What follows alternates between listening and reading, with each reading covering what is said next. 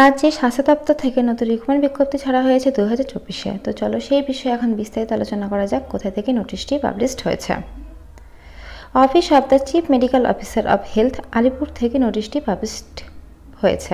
District Alipur pin 736121 থেকে এই নোটিশটি কিন্তু পাবলিশড হয়েছে, দেখতে পাচ্ছ। আচ্ছা, এবার চলো নিচের দিকে দেখা যাক কী কী পোস্টের ভ্যাকান্সি নিয়ে এই নোটিশটি ছাড়া হয়েছে। তো চলো নিচের দিকে দেখা যায়। Laboratory technical of block public health unit. আচ্ছা, নেম অফ দ্য পোস্ট আছে ফার্স্টে ল্যাবরেটরি টেকনিশিয়ান, যেটা শূন্যপদ একটা আছে, শুধুমাত্র এসটির জন্যই। তোমাদের এজ লিমিট বলেছে 19 থেকে 40-এর মধ্যে হতে হবে। আচ্ছা, তোমাদের পার মান্থ স্যালারি দেবে 22,000 টাকা।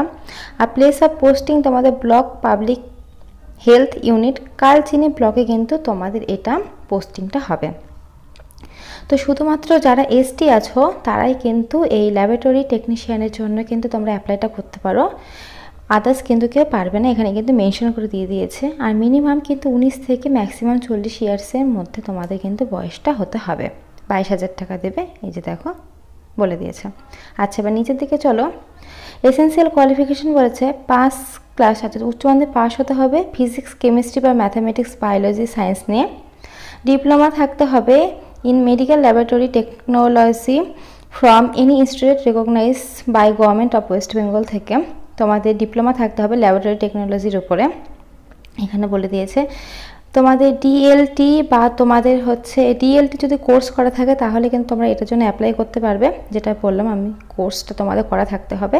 আর সঙ্গে কিন্তু তোমাদের বলেছে যে সায়েন্স না, অর্থাৎ কেমিস্ট্রি, ম্যাথামেটিক্স, বায়োলজি নিয়ে যদি তোমাদের উচ্চ মাধ্যমিকটা পাস করা থাকে তাহলে কিন্তু এইটার জন্য তোমরা অ্যাপ্লাইটা করতে পারবে, আদার্স কিন্তু কেউ পারবে না, এখানে কিন্তু মেনশন করে দিয়ে দিয়েছে, দেখতে পাচ্ছ। আচ্ছা, এবার চলো নিচের দিকে দেখা যায় যে স্কেল অফ স্কোরিংটা কি বলেছে। Scale of scoring laboratory technician of block public health unit.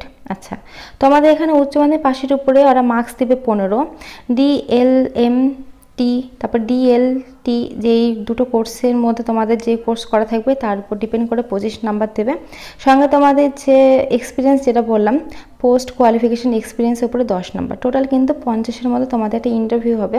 কোনো রকম কিন্তু রিটেন এক্সাম হবে না, ইন্টারভিউর উপরে বেসিস করে কিন্তু তোমাদের এটা নিয়োগটা হবে।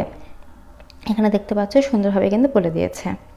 তো কোনো রকম কিন্তু রিটেন এক্সাম হবে না। আর যারা এসটি আছো, মানে যারা এসটি আছো, এসসি তো হবে না, যারা এসটি আছে তারা কিন্তু অবশ্যই ফর্মটি ফিল আপ করতে পারো। তোমাদের যদি সায়েন্স নিয়ে তোমাদের যদি করা থাকে, 12টা পাস করা থাকে তাহলে কিন্তু করতে পারো।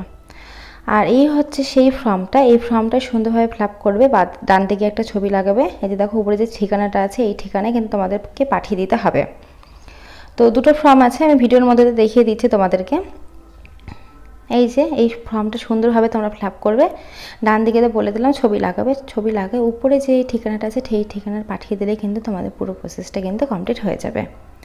তো ফ্রেন্ডস, আজকের মতো এইটুকুই। যদি ভিডিওটা ভালো লাগে অবশ্যই লাইক করছিলেন, নতুন হতে একটা চ্যানেলটা সাবস্ক্রাইব করে পাশে থাকা বেল আইকন বাজিয়ে দিও, কারণ প্রতিনিয়ত আমরা আমাদের চ্যানেলে এরকম নতুন চাকরি আপডেট দিয়ে থাকি। তো আজকের মতো এইটুকুই। আমার ভিডিওটা দেখার জন্য অসংখ্য ধন্যবাদ, থ্যাংক ইউ। আর আমি ডিসক্রিপশানে লিঙ্ক দিয়ে রাখবো তোমাদের সুবিধা।